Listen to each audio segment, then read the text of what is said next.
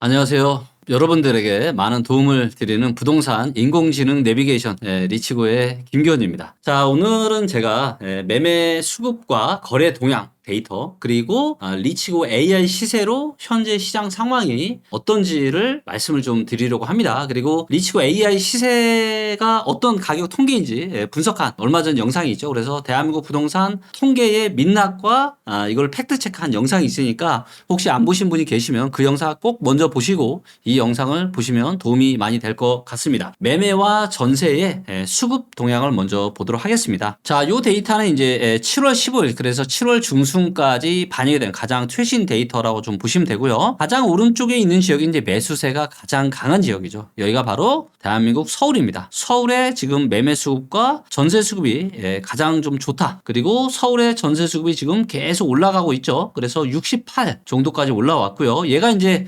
100보다 높으면은 이제 매도세보다 매수세가 더 강한 건데 22년이 지금 이제 8월 달까지 47이었는데 요 정도의 반등은 상당히 지금 23년보다 강한 반등이다 보니까 많은 분들이 야 이거 진짜 이거 대세 상승 시작될 수도 있겠다 이렇게 생각을 좀 하실 수도 있을 것 같아요. 그리고 요 빨간색이 매수세인데 매수세가 좀 확실하게 지금 타오르고 있죠. 그래서 23년의 지금 반등장보다는 24년의 반등장이 매수세가 훨씬 더 강한 모습을 좀 보이고 있고요. 매도세도 지금 많이 감소를 하고 있죠. 그래서 매도세가 감소하고 매수세가 크게 증가를 하다 보니까 이 매매 수급이 68까지 지금 올라왔다. 자, 근데 제가 누누이 말씀드리고 있죠. 이거는 지난 과거에도 서울의 대세 하락장에 나타났던 데드캣 바운스 중에 하나다. 그리고 아마도 마지막 데드캣 바운스 즉 마지막 단기 반등일 가능성이 상당히 높다라고 좀 보고 있습니다. 자, 요거를 이제 길게 한번 시계열을 제가 좀 보도록 하겠고요. 자, 여기 있죠? 요게 지금 이 정도 수준이고요. 자, 이제 2008년에 이제 금리가 터지고 한번 꺼지면서 이게 어떻게 돼요? 요 반등이 지금 이제 68 정도인데 68이 아니라 언제까지 올라왔습니까? 82.6까지. 야, 아마도 이때도 서울 아파트 다시 또 올라간다. 대세 상승 시작됐다. 아마 이런 기사들이 아마 도배를 했을 거고 부동산 시장의 전문가들도 전부 다 다시 더 가자 아마 이런 얘기들을 많이 했을 겁니다. 자, 근데 어떻게 됐어요? 단기 반등 나왔지만 쭉 빠졌다가 쭉 또 이게 반등이 보시면 2009년 4월 달부터 반등이 됐던 게 한 2009년 10월 달 그러니까 그렇게 길게 가지를 못하죠. 그래서 이런 단기 반등은 1년 이상을 가기가 힘듭니다. 그래서 요번에 단기 반등도 지금 24년 2월 달부터 시작이 됐는데 이게 1년 이상 지속되기가 쉽지 않다. 만약에 얘가 1년 이상 지속이 되면은 그거는 단기 반등이 아니라 진짜로 대세 상승일 수도 있습니다. 하지만 그럴 가능성은 아주 희박하다라고 저는 데이터 기반에서 판단하고 있고요. 자, 그리고 떨어졌다가 이때도 또 단기 반등이 나왔습니다. 이런 단기 반등을 이끌었던 건 정부의 정책들이죠. 근데 이때도 단기 반등 나왔지만 어떻게 됐어요? 그 이후로 다시 쭉 빠졌죠. 자, 그래서 이거를 최신으로 다시 당겨 보겠습니다. 그래서 지금은 그러니까 과거와는 다르게 과거에는 첫 번째 단기 반등이 굉장히 셌고 두 번째 단기 반등이 좀 약했는데 지금은 첫 번째 단기 반등은 좀 약했는데 두 번째 단기 반등이 상당히 강한 국면입니다. 자, 그리고 이렇게 단기 반등이 강할 수밖에 없는 이유가 또 뭐가 있다라고 제가 말씀드렸죠? 여기에는 정부의 이런 부양책도 있지만 플러스 3분기 연속 5천 세대가 안 되는 가장 작은 지금 입주 물량이 서울에 공급이 됐기 때문에 그래서 엄청난 사상 초유의 공급 절벽과 정부의 부동산 부양책이 만나서 지금의 24년의 단기 반등장이 뜨거워지고 있는 거다. 그런데 이거는 언제 끝난다? 올해 4분기 그래서 올해 4분기부터는 다시 공급이 상당히 많이 서울에 증가한다라는 거 꼭 명심하시면 좋겠고요. 자, 그런데 여기를 보면은 전세 수급이 지금 141 정도인데 자, 지금 3분기 연속으로 입주 물량이 이렇게 작으면 전세 수급이 얼마가 돼야 돼요? 170, 180, 190까지 올라가는 게 정상이다. 자, 그런데 지금 보세요. 이 전세 수급이 2010년, 11년 이때랑 비교해 봤을 때 어때요? 전세 수급이 택도 못하게 지금 낮은 상황입니다. 사상 초유의 공급 절벽에도 불구하고. 근데 이유가 뭐다? 바로 전세 가격도 지금 비싸기 때문에 그렇습니다. 그러다 보니까 이런 사상 초유의 공급 절벽에도 불구하고 전세 수급이 이거밖에 안 되는 겁니다. 근데 입주 물량이 많아지는 4분기부터는 서울의 전세 수급이 어떻게 될 거다? 서울의 전세 수급이 이렇게 뭐예요? 이렇게 다시 떨어질 수 있다라는 겁니다. 그리고 전세 수급이 혹시라도 100m로 떨어지면 어떻게 된다? 그때는 전세 가격도 하락할 수 있습니다. 자, 부동산 시장이 너무 아이러니한 게 뭐냐면요. 지금 소위 부동산 전문가나 일부 사람들 중에 실제 투자까지 하신 분들 역전세나 이런 거 정말 많거든요. 자, 그런데 저는 역전세 한 건도 없습니다. 전 데이터에 기반해서 다 사고 팔고 다 했기 때문에. 네, 자, 그런데 이렇게 부동산 시장을 제대로 전망을 못해서 역전세를 당했으면 그러면 그럴 수 있습니다. 누구라도 부족하고 모자란 부분이 있기 때문에 그러면 본인의 이런 시장을 잘못 봤던 거를 좀 개선을 하고 성장시키고 발전시켜야 되는데 그거는 또 까마득히 있고 지금 또 단기 반등이 시작되니까 또 대세 상승장 시작되니까 여기 올라타라라고 이야기를 하는 거는 정말 뭔가 복기가 좀 부족한 그런 모습 아니겠습니까? 그래서 저는 그렇게 누구라도 시장을 잘못 보고 잘못 진단할 수 있습니다. 저 역시도 그럴 수 있고요. 근데 저는 어떤 생각을 하느냐?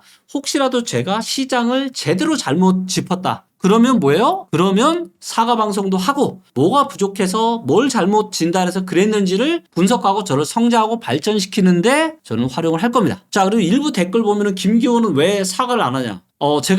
아직은 제가 사과할 때가 아니라고 판단하기 때문에. 자, 지금 단기 반등이 나타나고 있고 이 단기 반등 제가 전망을 했잖아요. 2024년 상중 하저라고 제가 전망을 했잖아요. 상반기는 괜찮을 거다. 근데 하반기 관건이다. 아직 하반기 안 끝났잖아요. 근데 만약에 하반기가 끝날 때까지도 계속 상승하면은 일부 사람들이 원하는 대로 제가 공개적으로 사과 방송 하겠습니다. 그리고 제가 뭐가 잘못됐는지를 제대로 분석을 해서 좀 더 이 시스템을 업그레이드 하는데 배움의 계기로 꼭 삼도록 할게요. 자, 그리고 일부 사람들이 무슨 둔촌주공 가지고 이야기하는데 제가 둔촌주공을 안 좋게 이야기했던 거 이거는요. 1월 3일 부동산 대책이 나오기 한 달 전쯤에 제가 영상을 찍었던 겁니다. 그리고 그때까지만 해도 어땠어요? 둔촌주공 상황이 정말로 심각했죠. 그렇죠? 근데 1월 3일에 부동산 대책이 나오면서 시장에 반전이 일어났던 거다. 물론 여기에 좀 더 제가 더 잘했다라면 1월 3일 부동산 대책이 나왔으니까 이제 둔촌주공 분양받아도 괜찮습니다. 이런 영상까지 제가 찍었다라면 괜찮았겠지만 이거 안 찍었다라고. 그리고 시장이라는 게 이 전망을 제가 했던 시점과 그 상태의 상황과 정부의 정책이 나오고 이런 것들까지 제가 어떻게 다 반영을 해서 이걸 영상을 찍겠어요. 그런 부분들은 충분히 저도 틀릴 수 있고 지나놓고 보면은 하지만 그 당시에는 맞았다라는 거죠. 그렇기 때문에 이게 참 많은 일반적인 분들이 오류를 범하는 게 뭐냐면 항상 결과만을 가지고 판단을 한다라는 거죠. 그거는 굉장히 위험한 성향이에요. 결과만을 가지고 판단하는 거. 그리고 김기원이 영상을 올렸던 시점과 그때의 부동산 시장 이런 것들을 다 감안하셔서 그런 댓글을 좀 달아주시면 좋을 것 같고 그 다음에 제가 상중하자라고 전망을 했잖아요. 근데 거기에 대한 가장 강한 근거 중에 하나는 뭐냐? 바로 스트레스 DSR이 7월 달부터 2차가 시행될 거라고 그때까지만 해도 될 거잖아요. 근데 정부가 일주일 전에 이걸 바꿔버렸어. 이거를 제가 어떻게 예상을 합니까? 그래서 전망을 제가 조금 더 뒤로 미뤘던 거죠. 그래서 9월 달 정도가 시장에 지금 변곡점이 될 거라고 제가 전망을 했죠? 그랬더니 또 전망 또 바꿨다라고 얘기를 하시는데 어린 아이도 아니시고 그런 좀 댓글은 좀 삼가해 주시면 좀 좋을 것 같습니다. 좀 건전하고 좀 지성 있는 그런 건전한 토론의 좀 장이 됐으면 좋을 것 같고요. 자, 계속 다시 또 이야기를 해보면 자, 지금 서울이 이런 상황이고 인천은 보겠습니다. 인천도 지금 매도세가 좀씩 약해지고 있고 매수세는 뭐 고만고만하죠. 그래서 인천의 매매 수급이 크게 올라가지는 지금 못하고 있는 이런 상황이고요. 인천의 전세 수급 같은 경우는 어때요? 오히려 지금 꺾이고 있죠. 6월 말을 기점으로 고점 찍고 조금씩 떨어지고 있습니다. 그리고 인천도 공급 물량이 4분기부터는 다시 많아질 예정이죠. 분기 기준으로. 그렇기 때문에 올해 4분기는 인천도 좀 공급 물량이 많아질 거다. 이런 부분들 참고하시고요. 자, 경기도 같은 경우는 이제 전세 수급이 조금씩 이렇게 올라오고 있고요. 자, 매매 수급이 더 이상 올라가지 못하고 있죠. 자, 이게 보시면 좀 더 당겨 볼게요. 이렇게 더 이상 올라가지 못하고 7월 초나 지금이랑 거의 유사하죠. 그렇기 때문에 이 정도에서 지금 더 이상 경기도는 치고 올라가지 못하고 있다. 자, 그리고 전북 같은 경우는 어때요? 전북은 계속 지금 매매 수급 좋아지고 전세 수급도 좋아지고 있고 전국에서 전세 수급이 가장 좋습니다. 무슨 얘기예요? 전세 시장이 가장 탄탄하다라는 거죠. 그리고 전주 같은 경우는 공급 물량이 거의 없죠. 그래서 아마 그런 요인들이 꽤 있는 것 같고요. 자, 그리고 이제 데이터에 기반해서 제가 앞으로 좋아질 수밖에 없다라고 제가 이야기하는 지역 중에 하나죠. 그렇죠? 거기가 바로 어디입니까? 울산입니다. 자, 물론 이렇다고 해서 울산을 지금 사라, 꼭 지금 사야 된다라는 건 아니지만 울산은 추세적으로 아주 좋아질 거다. 그리고 울산의 아파트의 매수의 최적기는 저는 지금은 아니다라고 보고 있습니다. 어찌됐건 올해 9월 달부터 수도권 시장에 변곡점이 올 거고 수도권 시장이 또 한번 조정을 거치면서 이 여파가 전국에 또다시 영향을 미칠 거기 때문에 울산 같은 경우도 지금 뭐 경매로 사신다라면 뭐 가능하겠지만 아니 그런 게 아니면 조금 더 기다렸다가 매수를 좀 하시면 좋을 것 같은데 분명한 거는 앞으로 좋아질 지역인 매는 틀림이 없다라는 겁니다. 울산은 매매 수급 계속 좋아지고 있고요. 또 뭐예요? 전세 수급이 계속 좋아지고 있습니다. 거기다가 울산은 공급 물량이 계속 감소를 할 거기 때문에 내년 어느 즈음부터는 본격적으로 대세 상승에 들어갈 거다. 그래서 내년 어느 즈음이 매수 좀 적기라고 좀 보고 있고요. 그리고 내 집 마련에 대한 이런 적기 모든 지역에 대해서 제대로 된 이런 분석 방송을 보고 싶으신 분들은 리치고 멤버십에 이렇게 가입을 하시면 모든 지역을 제가 일주일에 2번씩 계속 돌아가면서 이야기를 하고 있죠. 그래서 내 집 마련 하시는데 정확한 타이밍에 대한 부분들을 도움 받으실 수 있을 거니까 멤버십 가입하시면 좋을 것 같고요. 자, 충북 같은 경우는 뭐 고만고만하죠. 매매 수급은 전세 수급은 조금씩 떨어지고 있습니다. 별로인 거죠. 전세 수급이 고만고만하다. 자, 그 다음에 제주도 같은 경우는 밑으로 많이 떨어졌죠. 전세 수급이 나쁘진 않지만 조금 내려왔고 매매 수급이 완전 밑으로 내려왔죠. 즉 제주도의 지금 매매 시장이 지금 완전히 지금 꽁꽁 얼어붙고 있다라는 겁니다. 자, 그 다음에 광주 같은 경우는 뭐 매매 시장 고만하고 전세 수급은 조금 지금 좋아지고 있고요. 자, 그래서 대전, 광주, 전남 이런 지역들은 아직은 좀 매매 시장이 좀 많이 얼어붙어 있고 경남, 경북, 충남 이런 지역들도 아직은 좀 고만고만 아직은 이런 지역들이 본격적으로 대세 상승작으로 들어서기는 좀 더 시간이 좀 필요해 보이고 있고요. 자, 제일 분위기가 안 좋은 지역이 이제 대구랑 세종인데 자, 대구는 어때요? 여전히 매매 수급이 치고 올라오지 못한 전세 수급도 고만고만하죠. 자, 근데 세종 같은 경우는 지금 매매 수급이 최악을 벗어나서 조금씩 지금 올라오고 있는 모습이고 전세 수급도 조금씩 올라오려고 하는 수준인데 아직은 좀 멀었다. 좀 더 세종도 좀 더 좋아지려면 좀 더 시간이 좀 필요해 보입니다. 자, 그래서 일단은 전국에서 제일 지금 매매 전세가 안 좋은 데는 대구, 세종, 그 다음에 부산 이런 지역들은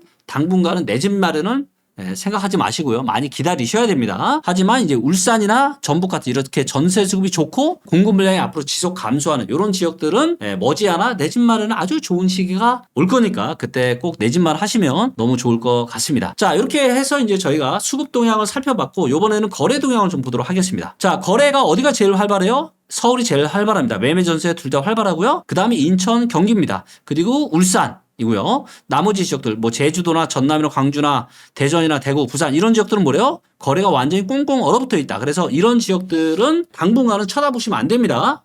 쳐다보시면 안 됩니다. 일단은 서울과 경기도, 인천이 거래가 제일 많은데 서울을 좀 보도록 하겠습니다. 자, 서울을 보니까 어때요? 거래가 지금 계속 늘고 있습니다.